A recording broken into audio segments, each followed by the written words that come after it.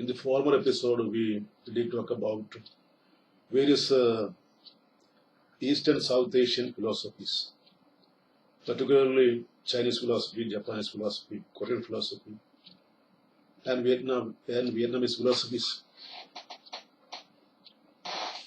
Those philosophies were dominant in East Asia since ancient times. Now,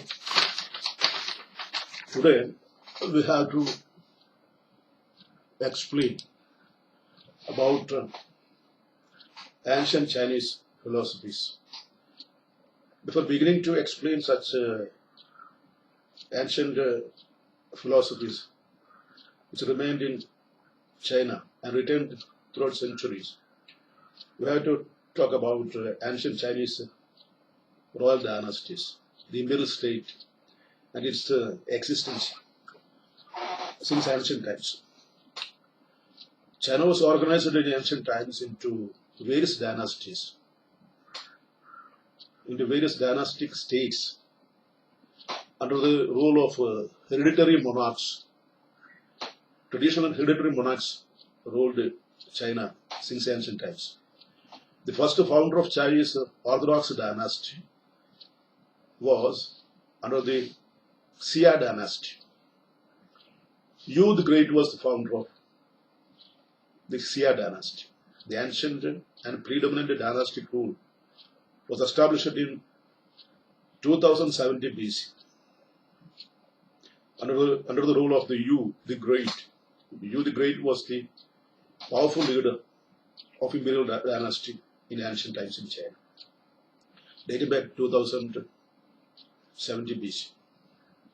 Later on, the Han dynasty became very powerful because it was a particular relevant ethnic group. Han dynasty represented a particular very powerful ethnic group in China in ancient times. Then after China's history reveals the rule of Ming dynasty.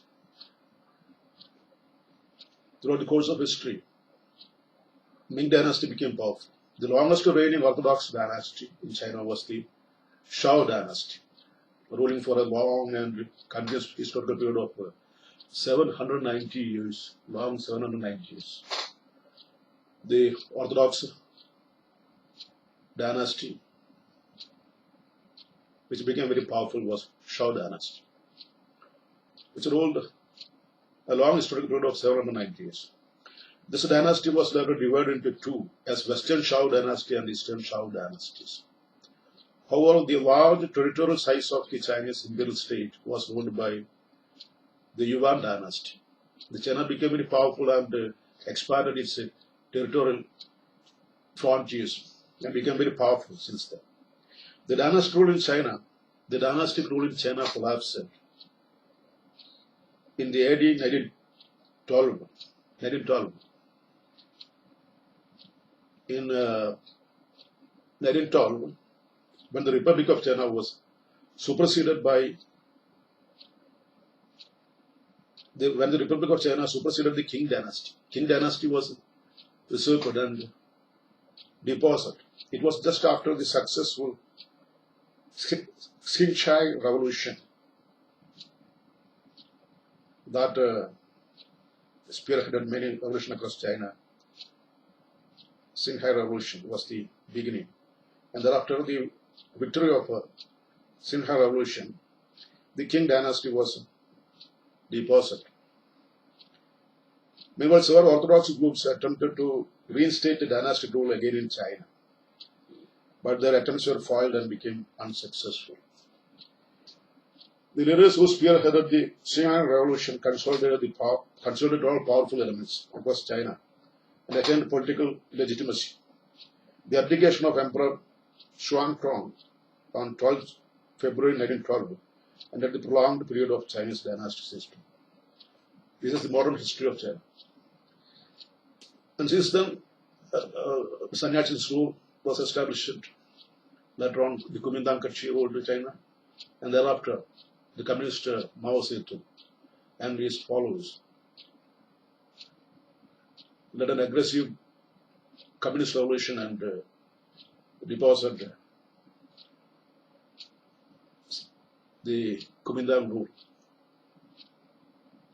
under the leadership of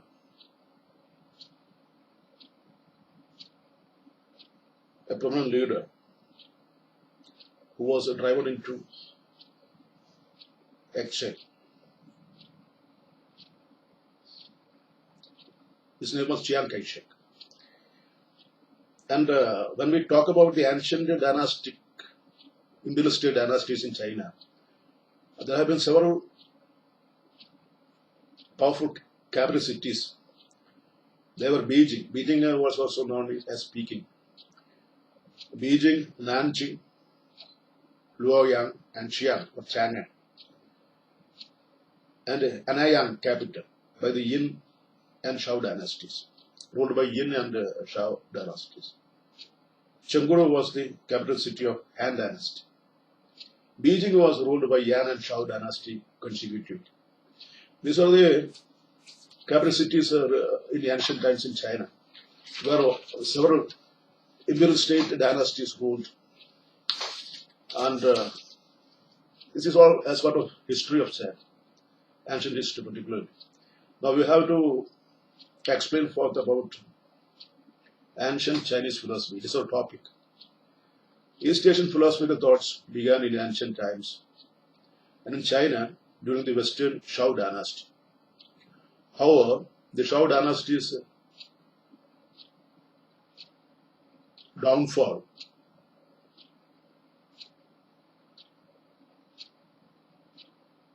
created a particular following period which occurred to exist with hundreds of schools of various philosophical thoughts. These philosophical schools of thoughts flourished since 6th century BC and remained toward the end of 221 BC. This period was inexplicably characterized by significant intellectual and cultural developments. This period veritably witnessed a rise of many major Chinese philosophical schools.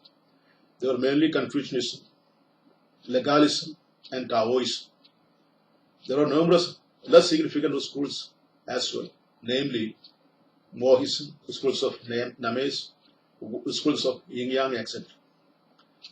These are the ancient Chinese philosophical thoughts.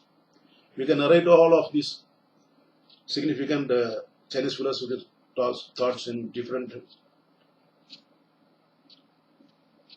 stages, in different situations, all as if in a following manner in the next episode. Now let me stop this episode.